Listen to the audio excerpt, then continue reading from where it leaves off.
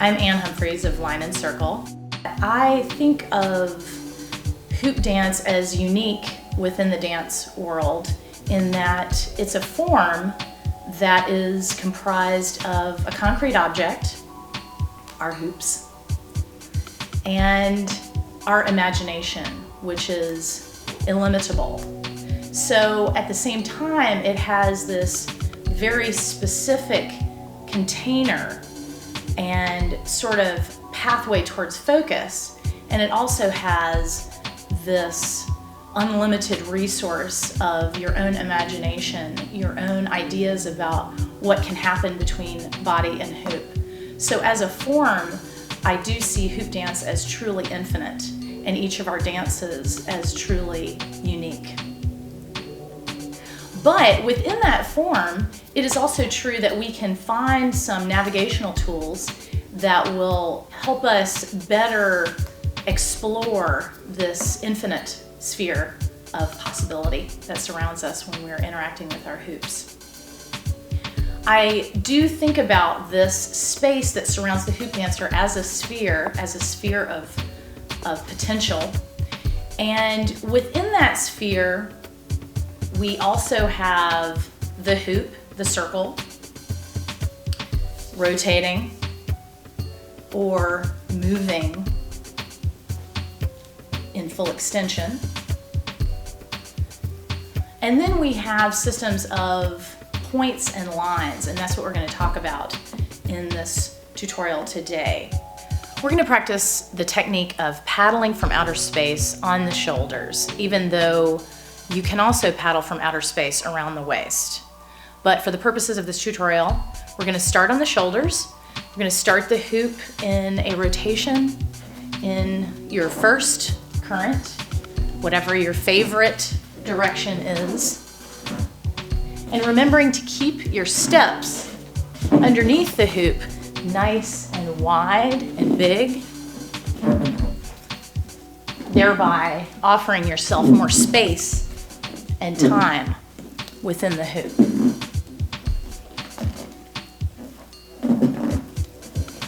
Now, a lot of us are used to paddling from inside the hoop, like this, beginning our paddle and carrying it through all inside the circle of the rotating hoop. And we're accelerating the hoop. When we paddle, we're accelerating the hoop, whether we use the hand that we're leading with, the same direction that we're turning, or what I like to call the following hand, the hand that is following whatever direction we're turning. But we can also take our paddles outside the hoop. When we're on the shoulders, there's a unique circumstance where we really have a lot more space with the following hand to paddle the hoop. We can technically paddle the hoop from outer space with the leading hand, but we really don't have as much space. So we're just going to use what I like to call the following hand, and I'm turning towards the right, and I'm talking about my left hand. So the following hand is always the opposite of whatever current you are in. And when I talk about outer space, what I'm talking about is the space that surrounds the rotating hoop. Not the space that's contained by the hoop, between your core and the inner wall of the hoop, but the outer space, the space beyond the outer wall of the hoop. So, if I'm on the shoulders in my first current, and I want to explore outer space with my following hand, it's going to look like this.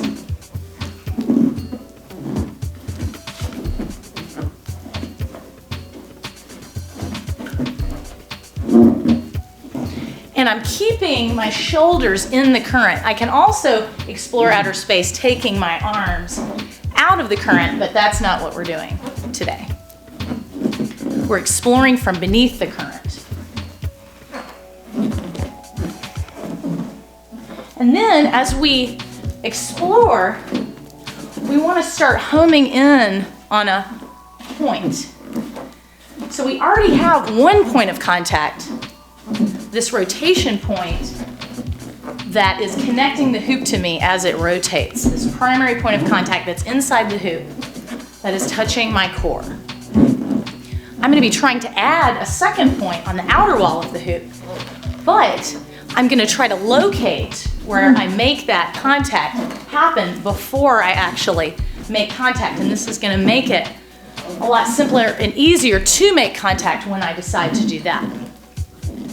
So I'm going to take this exploration and start looking for a specific time. That time is when the inner space, so the space that's contained inside the hoop, the inner space opens and closes and opens and closes with every revolution of the hoop. And we're looking for that moment when the inner space is completely open in front of us on what I like to call our day side, a hoop path term, and our night side is behind us where we can't see. We're looking for where the inner space is open on our day side where we can see. And we find that moment, and then the inner space starts to close. The primary point of contact is now rolling from the back of my body to the front of my body. So inner space is closing. And that's the moment that I'm searching for with my following hand. I'm trying to find that moment and that place on the hoop that corresponds to the inner space closing. And of course, I'm going to try this in both currents, exploring all of this available space with the following hand in the opposite current. So now I'm in left current and I'm using my right hand. I'm still coming up from beneath the current.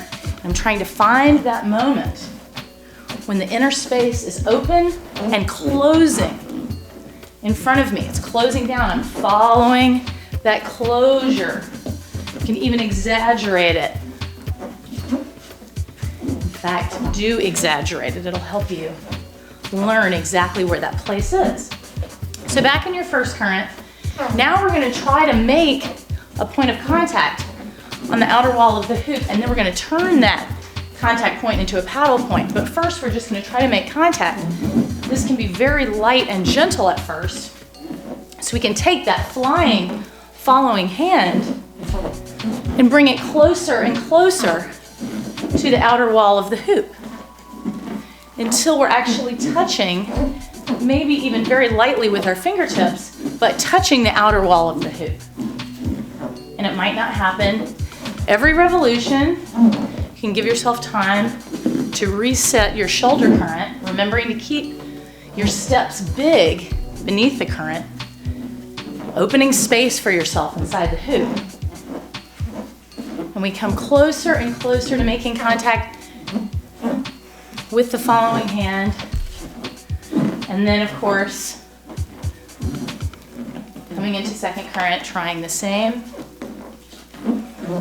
Just a glancing feather weight contact with the outer wall of the hoop. And again, this is a stepping stone to a paddle, to a more forceful and deliberate movement with more power in it. We're sort of inching our way towards that. And back in first current, now we'll turn that contact point into a paddle point, and we'll see that we can accelerate the hoop from outside the current as well as from within. So I'm going to take my following hand and following the closure of the hoop, and I'm going to find that paddle point as the inner space is closing. Now I'm going to push on it. I'm going to push on that point. You see that my hoop is going to speed up whenever I push on that point.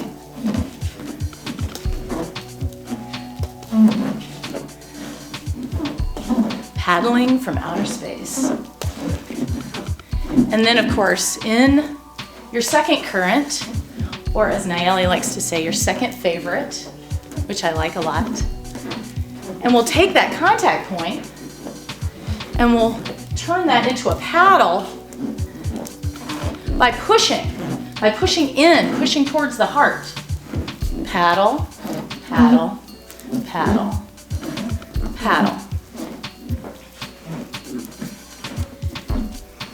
And experimenting with the changes in speed that can happen.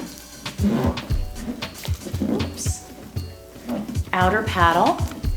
And then back in first current, just for one more fun thing that you can add into this exercise and make some interesting rhythms happen within your hoop is you can take this paddle point with the following hand and you can actually turn it into a break point by leaving your hand in the current of the rotating hoop. So after I paddle the hoop with my following hand, I'm just going to leave it there and I'm going to be able to catch it in a break. There's more steps to that as well, but we don't have time to cover that today, so that'll be for another tutorial, the following arm break. But just to show you that it's possible, I can paddle into a break. I can take this outer following paddle and immediately turn it into a following break. And I can do that in two ways. Whoops. I can make the paddle and the break two separate percussive events. Paddle break, paddle break, paddle break, paddle break, paddle break, paddle break, like so. Or I can join them together. I can take that following paddle and leave my hand in contact with the outer wall of the hoop, and it can become a slide between a paddle and a break. It can join the two. So it looks like this. Paddle break, oops, paddle break, paddle break, paddle break. So those are all the same elements in the rotating circle, and you can just combine them in different ways, whether you're inside the hoop or outside the hoop, whether you're using the following hand or the leading hand. They're really infinite combinations, but I just wanted to share that particular one with you because it's brought me great joy in my dance. Thank you. For those of you who are interested in continuing to study hoop dance fundamentals online, I do have online classes at my website, lineandcircle.com. And those classes were filmed by none other than the great Jaguar Mary. And so you know they're great. And I'm about to add a couple more. I have 5 classes up right now, and I'm about to add a couple more in the next week or so. So lineandcircle.com for online classes. And I also wanted to tell you guys that I am going to be returning to Sacred Circularity's Sedona in October. This year, it's October 4th through the 11th, and it was absolutely, absolutely amazing last year. Anybody who was there will tell you, and I hope to see some of you there in October.